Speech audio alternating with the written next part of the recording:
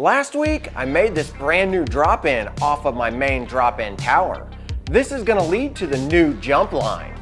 But first, before we can actually create any features on this, I've gotta cut a brand new trail. Last week, I just made the entrance. This time, I wanna cut all the way to the very end, so we know exactly how much trail we have to work with. There's no better tool to do this with than my Ferris mower. This beast should be able to cut through this tall grass with no problem. The only thing that I'm worried about is if there's anything in this grass that I'm not aware of, like a log or a rock. So I'm gonna take it nice and slow and go all the way to the end. At some points, this grass was over 5 feet tall. That is crazy tall. After a few passes, it looked perfect, ready to be taken down all the way to the dirt. But that's for a different day. Now that we've got the grass cut, let's go ahead and let's take a look at where we're gonna build this next feature. As you can see, you come down this drop-in, there's another trail that you have to cross. But I want to make this something special, something where you have to jump over the trail, kind of like what I did with Big Woody. I'm super pumped about building this next feature. It's going to be similar to how Big Woody's built, but this one's going to be built out of decking boards, and it's going to be a lot steeper and taller. In fact, it's going to be like you're going to be shot to the moon on this thing.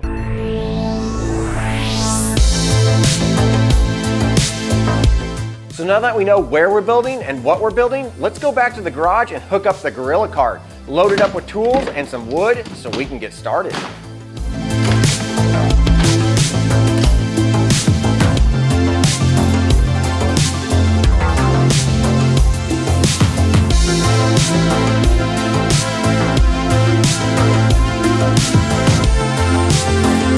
Not only is this style of ramp that I'm going to build one of my favorites to jump off of, it's also one of my favorites to build. Why? Because it's super easy to build. It's pretty straightforward and you can do this for relatively cheap. I think I spent about a total of 50 bucks on this build, and this is going to be a massive ramp. So now that I've got all the materials and I know exactly where I want to put this, I'm going to go ahead and start digging the hole. This hole's not going to be very big, it's going to be more wide than it is deep. I'm going to go down about 6 inches, but then I'm going to make it wide enough to where I can put a 2x12 down there and then screw in the main post to it. It'll almost be like a giant foot for the main post. Then I'm going to bury that post and that foot, and that should anchor it down. And as that dirt settles, it'll be rock solid. This is definitely a process that you wouldn't want to do on a major trail. If you're going to have a lot of traffic on this, you're going to want to anchor this down more permanently, like with concrete or even maybe like a 2 to 4 foot hole.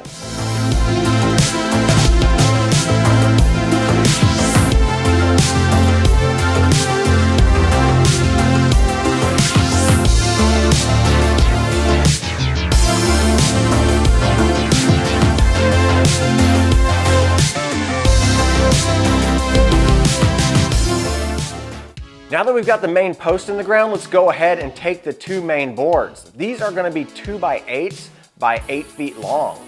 I went ahead and went with 2x8s instead of 2x6s just to give it a little bit more strength, and I think that that's going to work out in the end. After all, I was only looking at about $2 extra per board to get a 2x8 versus a 2x6. I think that's money well spent.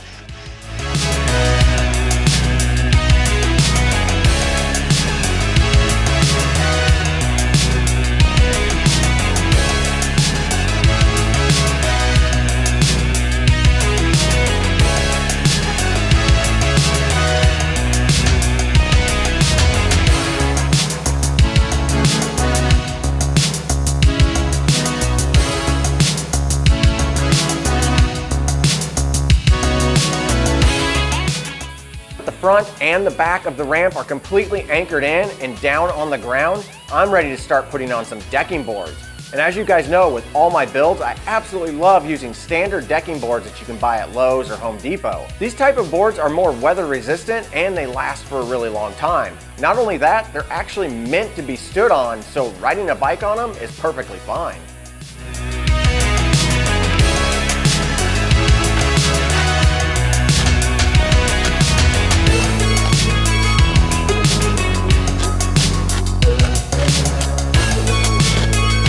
Now that I've got all the boards put on here, I want to make the edges nice and straight. I'm going to simply take this chalk line and make 2 straight lines on each side, and then I can get to cutting.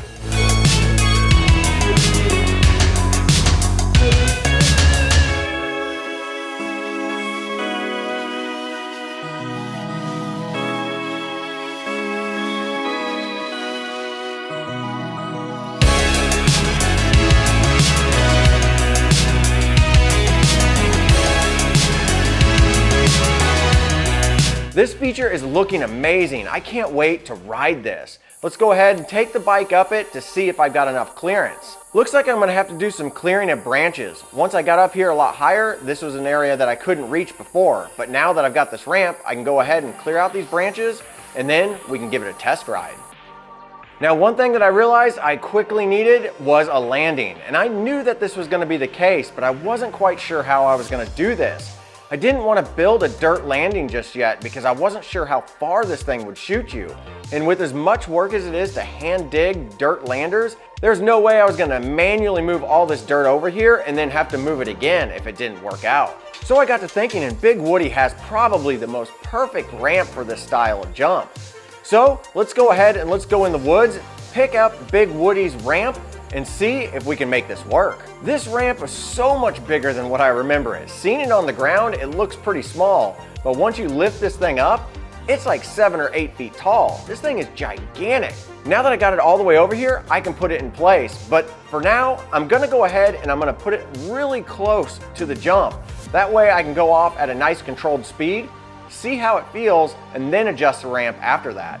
All right, now's the time. Let's go ahead and let's give this a shot. I am super nervous. Testing out these features for the very first time and being the first person to do it without knowing how this is gonna go is always super nerve-wracking.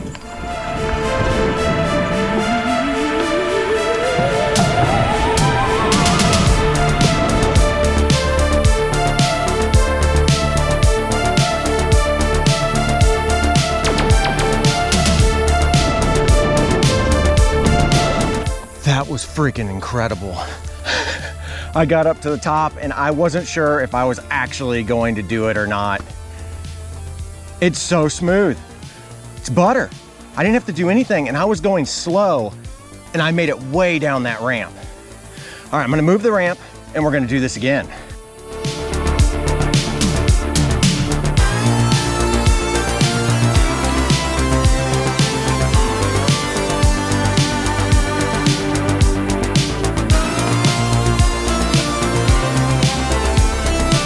This jump is so awesome so far. I keep moving this ramp back. Look at how far it is. This is over 6 feet of gap. I've never jumped anything this big.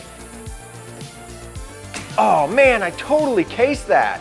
There's no way my wheel's okay after this one. How is this even possible? I hit that wheel so hard. And this is just a Walmart bike. I can't believe this rim didn't explode.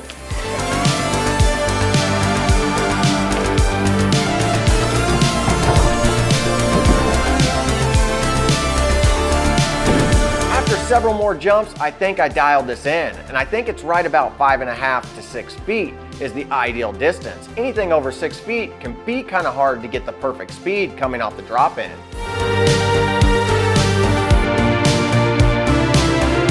You really don't have time to pedal once you go down the drop-in, so you need to rely on the full speed. Now, as this thing goes, the dirt's gonna harden up, the trail's gonna get packed in, and it's gonna get faster and faster. But with that said, I wanna thank our newest and returning Drop-In Crew Pro member, Chad.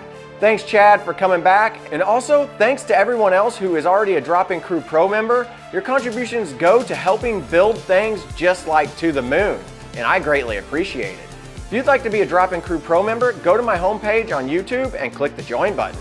Thank you so much for watching. Don't forget to click that subscribe button. We'll see you in the next one.